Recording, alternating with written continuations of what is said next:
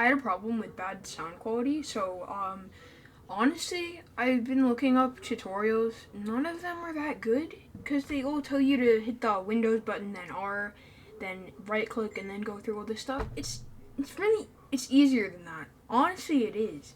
What you really do is you just disconnect your headphones. Your Bluetooth, you just disconnect them and reconnect them. It's easy.